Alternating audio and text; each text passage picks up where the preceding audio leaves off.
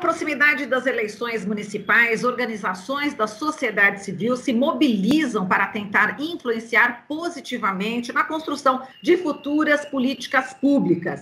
Vamos falar hoje sobre a campanha São Paulo Composta Cultiva e da Carta Compromisso endereçada aos candidatos à prefeitura da maior metrópole da América Latina.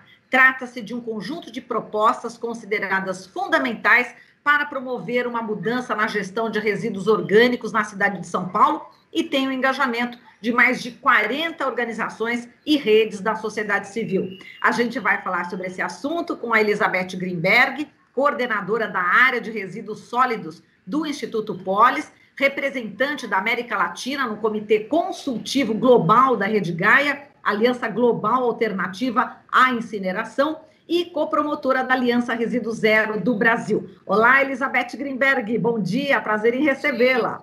Marilu, o prazer é meu, bom dia a todos e a todas os ouvintes. E estamos recebendo também o André Biasotti, ele que é integrante do Muda São Paulo, movimento urbano de agroecologia e conselheiro municipal em desenvolvimento rural solidário na cidade de São Paulo. Oi, André, bom dia. Seja bem-vindo também. Bom dia, Beth. Bom dia, Marilu. Bom dia, ouvintes. Muito agradecido pelo convite. Bom dia, André. Beth, a Carta Compromisso, ela expressa que a cidade de São Paulo gerou por dia, em 2019, 15.400 toneladas de resíduos sólidos, 10 mil toneladas são domésticas, menos de 1,5% é recolhido na coleta seletiva e estima-se que menos de 1% seja reciclado e apenas 0,1% são enviados a pátios de compostagem que recebem resíduos orgânicos de feiras livres e da poda urbana. O restante, 99% do total gerado pela cidade, vão para 2 aterros sanitários, um em Cajamar e o outro na zona leste da cidade. Para o transporte desse material, são utilizados 700 caminhões que rodam com os resíduos por até 80 quilômetros. A carta está destacando ainda que os serviços de coleta, transporte e destinação de resíduos, em 2018, acarretaram despesas de 2,2 bilhões de reais, 4,91% da despesa corrente da prefeitura. E desse total, cerca de 10 mil toneladas por dia são resíduos domésticos que custaram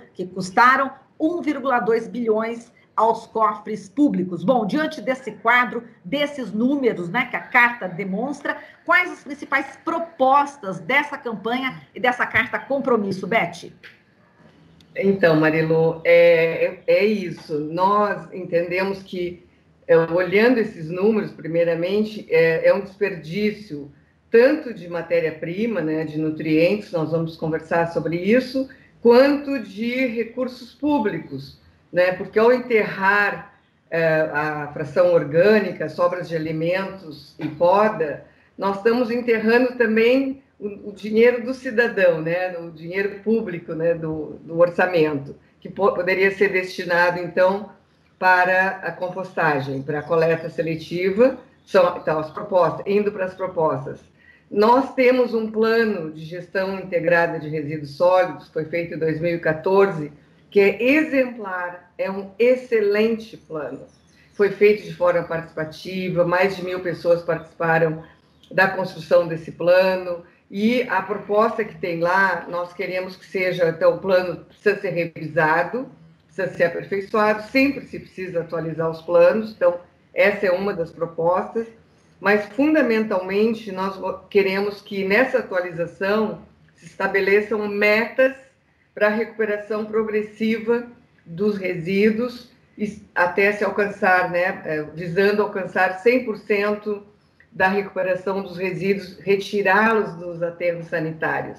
Então, essa é uma primeira grande proposta, que vem articulada com uma outra a seguir, que é implantar a segregação, estabelecer as regras para a população separar os seus resíduos em 3 frações: os recicláveis, as sobras de alimentos e poda, que nós chamamos resíduos orgânicos, e o rejeito, que é aquilo que não tem jeito, que a gente brinca, que são os materiais misturados, fraldas descartáveis e tal. Então, que não podem ser reciclados e terão que ser destinados para os aterros.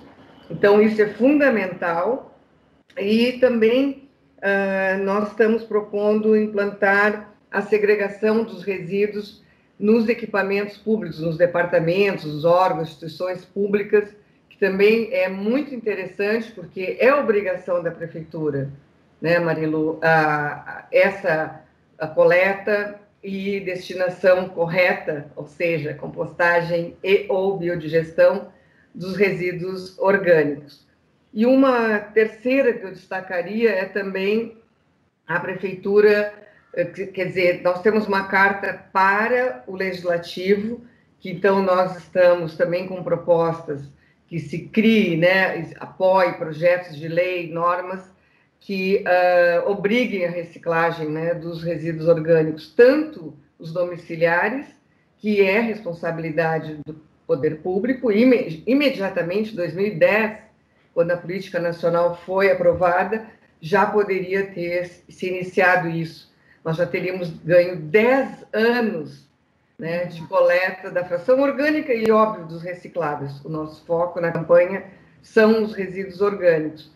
Então, já passou da hora, então não estão fazendo, nós gostaríamos, então, quer dizer, estamos propondo que, levando propostas para o Legislativo, que se crie, né, uma lei que obrigue tanto o governo municipal quanto os grandes geradores para separarem os seus resíduos e não desperdiçarem essa matéria-prima. Exato, a gente vai aprofundar ainda mais essa questão, Beth, mas vou passar agora a palavra para o André. André, todo esse esforço aí de estruturação, retomada do Cinturão Verde na cidade de São Paulo, como é que você vê essa campanha, essa carta compromisso, diante de todo esse esforço, André? Bom, acho que uma coisa que a Beth comentou, que é muito importante a gente ter clareza, é que são recursos, né? Quando a gente fala de resíduos, a gente fala de recursos, né? Então, são materiais que podem ser reutilizados, podem ser reciclados e podem adentrar de novo as cadeias de produção que a gente tem, né? Então, quando a gente fala agora de resíduos orgânicos, a gente está falando de um material que, para os agricultores, é um material muito rico, é um material que auxilia de forma bastante profunda na regeneração do solo, né? Então, nos últimos anos, na cidade de São Paulo, a gente tem tido diversas políticas públicas e movimentos da sociedade civil que têm buscado incentivar a agricultura, né, no município e também, em certa medida, no Cinturão Verde. A gente viu aí nos últimos 10 anos um crescimento grande de hortas comunitárias no município de São Paulo. A prefeitura, inclusive, acabou de lançar uma plataforma chamada Sampa Mais Rural, que foi realizado no projeto Ligue os Pontos, onde tem, pela primeira vez, um mapeamento bem consolidado de onde estão os agricultores, onde estão as hortas comunitárias na cidade de São Paulo, e isso abre uma oportunidade muito grande para a gente trazer essa reflexão sobre os resíduos orgânicos e os processos de compostagem.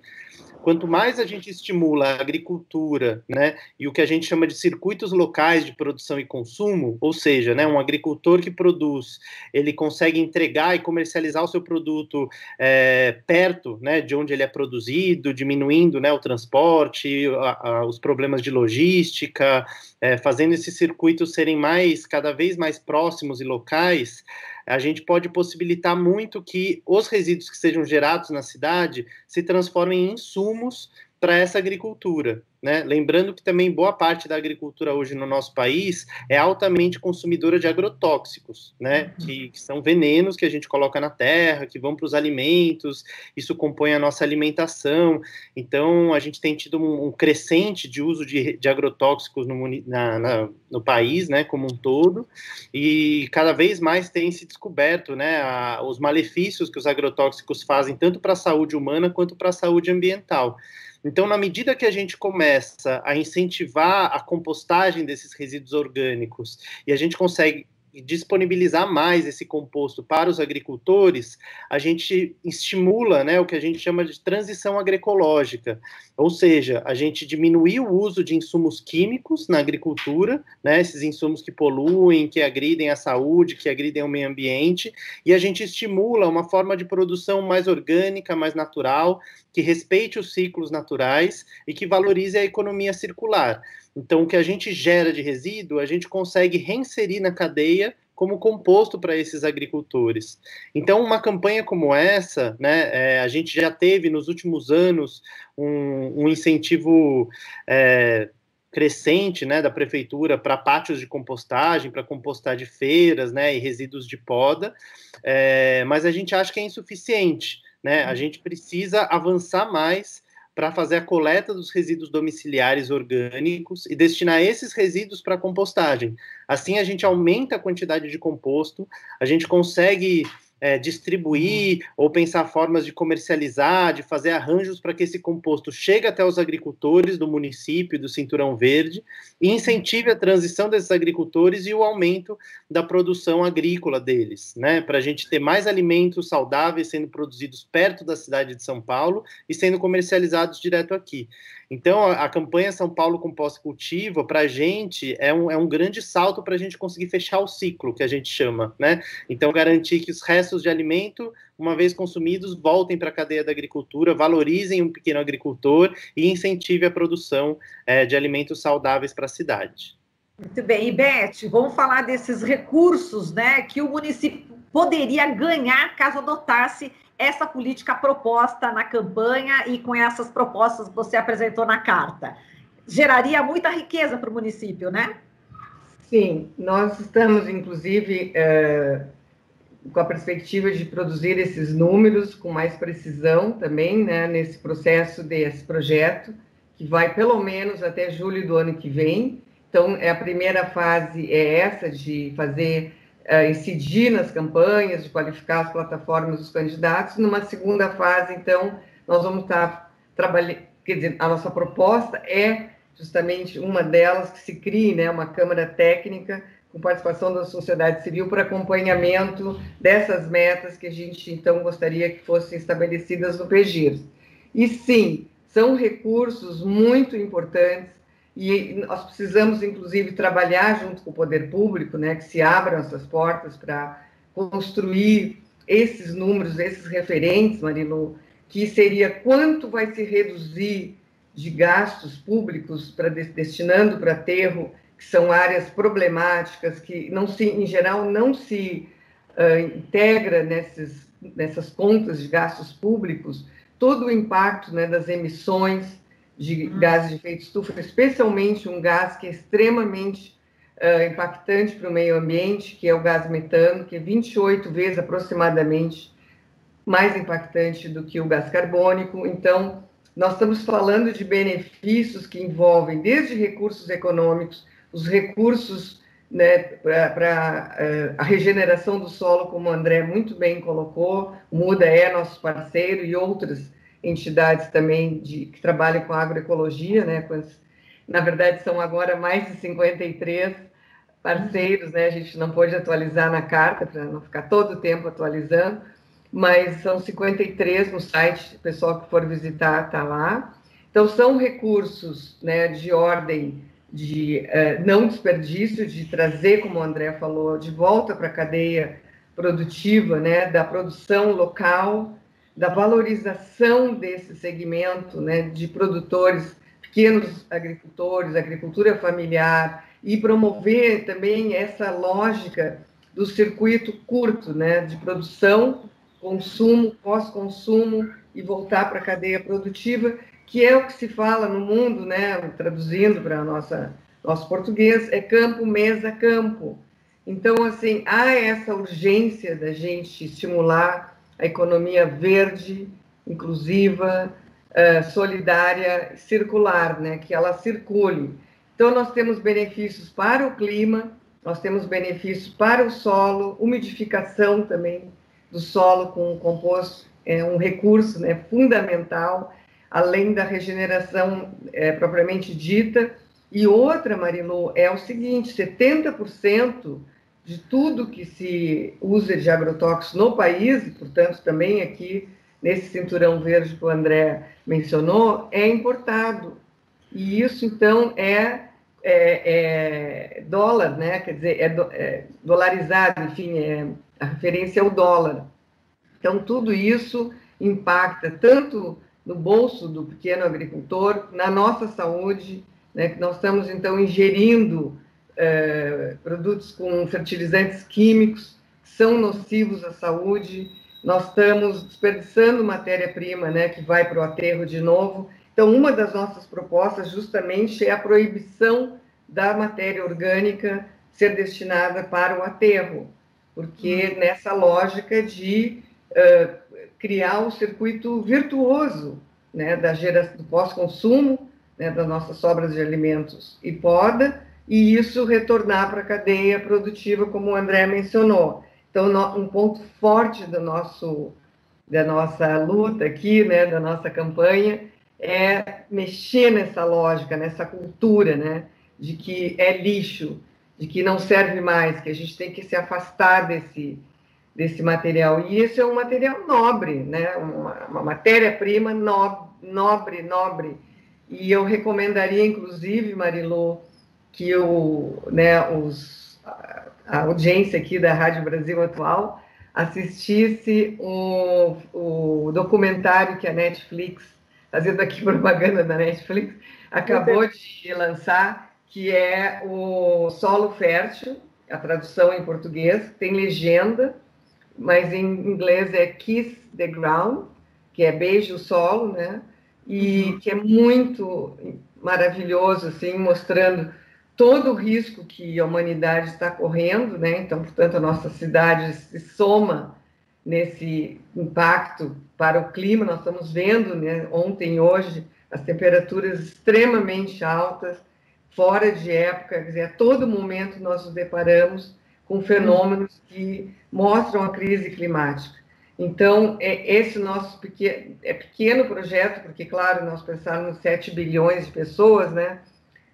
São Paulo tem 12 milhões, mas essas grandes cidades, quando elas entram nesse processo de se tornarem exemplares, de mudarem a sua rota de tratamento dos resíduos, elas vão se somar nessa grande onda que está acontecendo no mundo, que é da regeneração do solo, que é não permitir, como diz o Kiss the Ground, que se tem apenas 60 colheitas, né, que seriam em torno de 80 anos, mais ou menos, e há quem diga que são menos. Se tivermos 2 colheitas por ano, nós teríamos a garantia de alimentos no mundo para 30 anos, para 80 anos, igual, né? Nós temos que iniciar já na nossa cidade essa mudança para nos somarmos com outras grandes cidades do mundo que já estão fazendo isso. Nós temos vários exemplos, né? Nós temos a Alemanha recuperando 67%, a Eslovênia 59%, Ljubljana, né, na Eslovênia está a cidade 72%, São Francisco 80%. Então nós temos exemplo na Itália, são inúmeras, né, cidades que crescem nesse caminho. Não sei se eu respondi a pergunta, eu me criei muito. Não, claro que sim, Beth. E a Beth Greenberg, há muitos anos, eu a conheço há 20 anos, e por causa dela, né, eu sempre costumo dizer, né, que as entrevistas, a gente espera que as pessoas aproveitem, que as pessoas se transformem, mas tem uma pessoa que eu tenho certeza que transformou a própria vida por conta da Elizabeth Greenberg. Eu tenho certeza. Eu posso falar por mim, pelo menos eu me transformei, e eu quero, assim, parabenizar o trabalho da Beth, porque ela, com os dados científicos, com todo o estudo, ela consegue esse convencimento. E é muito importante que o poder público, que os candidatos se convençam de uma vez por todas. Ou a gente faz isso, né, Beth? Ou então a gente realmente vai ficar como o Solo Fértil, o documentário que você citou, está apontando, daqui a pouco não teremos mais colheita, né? Daqui a alguns anos, não teremos mais alimentos. Então, é muito importante que as pessoas se conscientizem. Eu queria colocar isso aqui expressamente, publicamente, porque a Beth é uma das pessoas que mais batalhou pelos catadores de materiais recicláveis na cidade de São Paulo. Ela que fez toda essa política, né, para que dê certo, para que desse certo essa política com os catadores.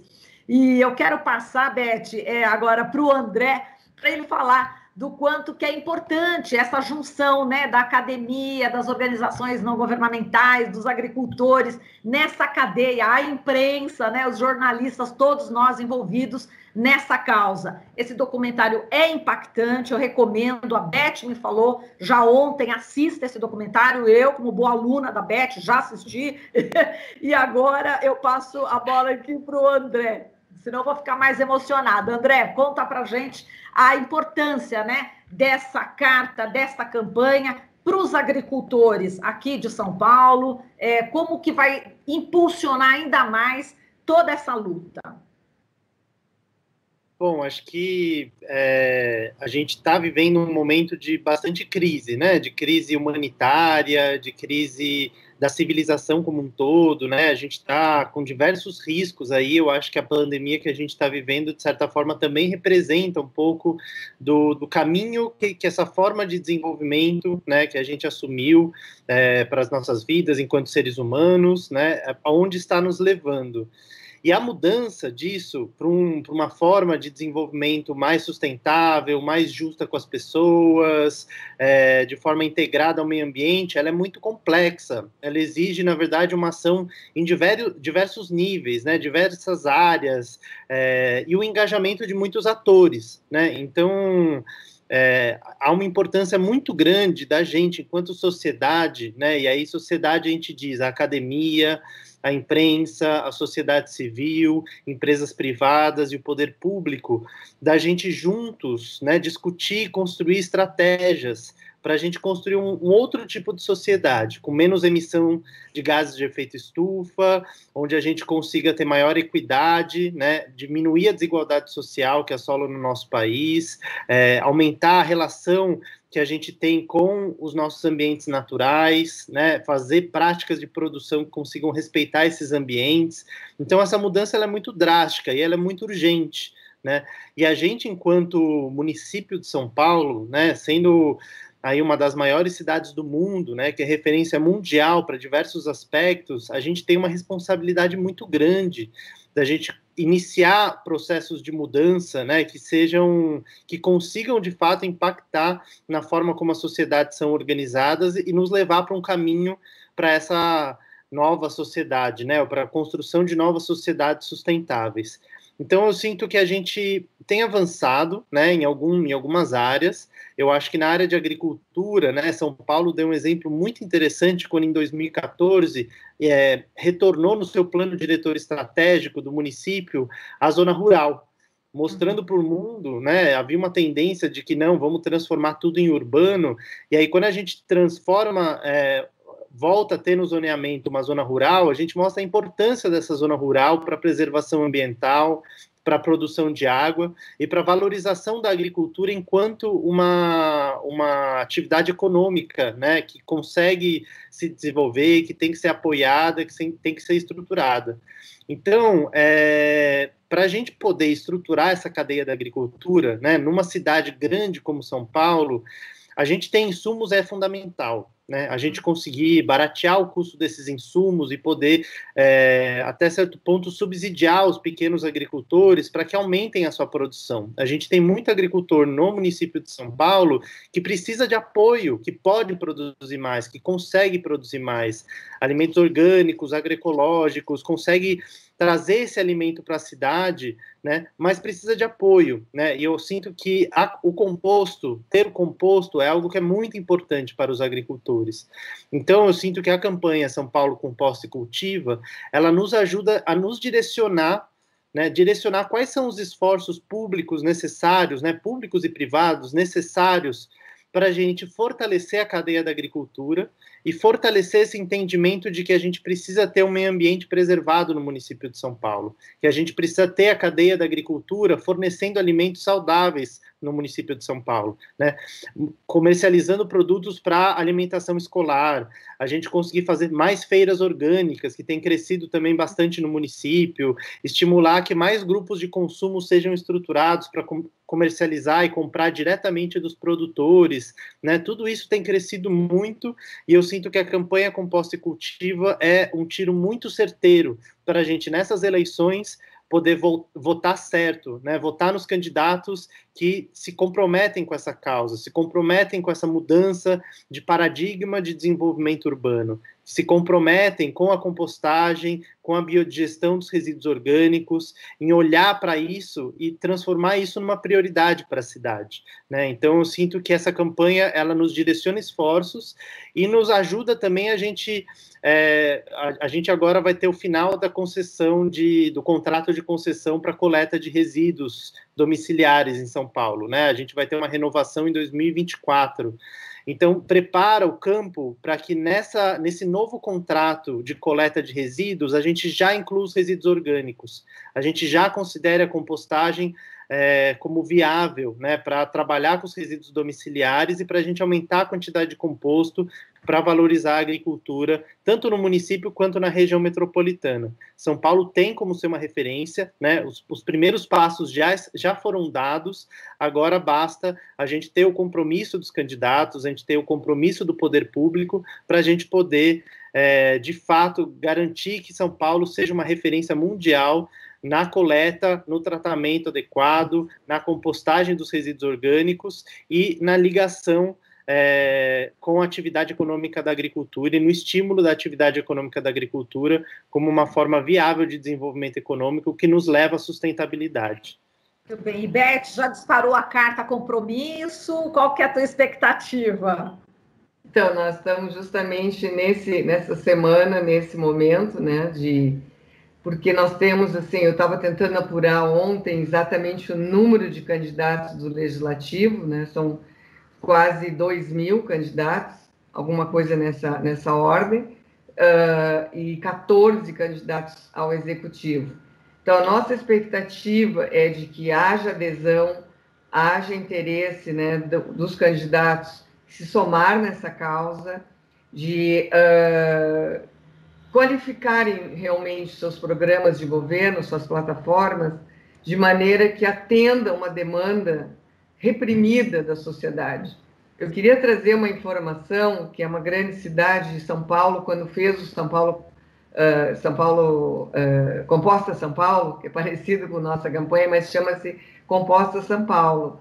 Marilu, na gestão Haddad, quando foi implantado esse programa, se cadastraram 10.000 pessoas para receberem composteiras domiciliares e fazerem a compostagem em casa, que é viável. Eu faço no meu apartamento, é muito tranquilo.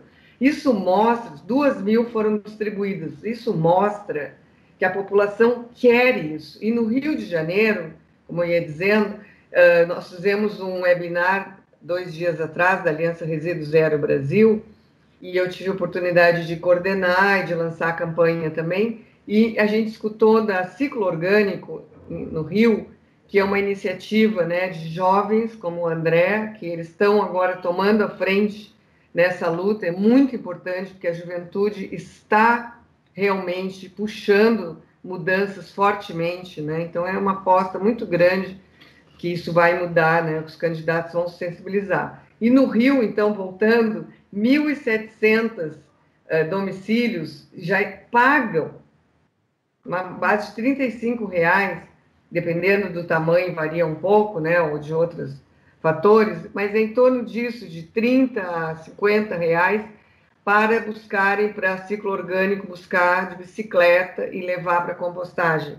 Então, assim, no momento que a população paga para ter os seus resíduos domiciliares, não é nem grande gerador, nem escolas, que é muito comum também as escolas fazerem esses processos que são educativos para as crianças, como se contava uma história há muito tempo atrás na creche da USP, né? Chegaram as visitas para olharem a composteira das criancinhas e perguntaram: não, você não tem nojo de mexer no lixo? E a criancinha de 5 anos disse: isso não é lixo. Então, assim, né, é isso, as pessoas, assim, elas dizem, vai ser difícil a população separar corretamente. Não, não vai ser difícil. Se elas são educadas, sensibilizadas, como você falou, para a questão dos recicláveis, que os catadores estão ali prestando um serviço, quando eles têm condições dignas, eles fazem um trabalho né, como um prestador de serviço ambiental, com educação, é maravilhoso, né? Eu só corrigiria que eu me somei a eles, né? Eu não fui responsável, eu dei um empurrãozinho, eles criaram um movimento, você sabe, gigantesco, e a gente só foi parceiro e se somou. Então, eu acho que sim, a população está preparada, é o momento, né? Nós temos todas as condições e nossa expectativa, então, é que os 2.000 candidatos assinem e realmente estejam preparados para depois dialogar com a gente, tanto no Legislativo, esses 2.000, quanto os 14, no caso, os 14 assinem, e o que for eleito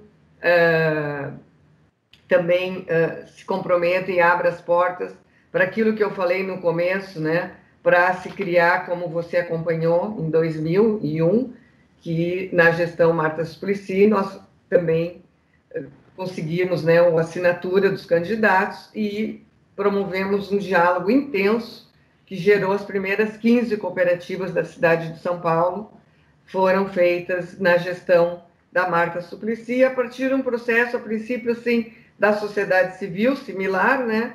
Vamos assinar uma plataforma, assinaram, e depois nós fomos lá ajudar a construir essa mudança, esse novo mundo, como disse o André, né? São Paulo contribuir como uma grande cidade para esse novo momento civilizatório e termos ética também, né? Com as crianças que estão nascendo, com os jovens que estão aí, que querem ter filhos, como é que nós vamos, né, não responder a essa, digamos, direito da vida, né, das gerações futuras. Então, nós temos esse compromisso maior e a nossa pequena contribuição é aqui em São Paulo agora, para se somar com outras cidades do mundo.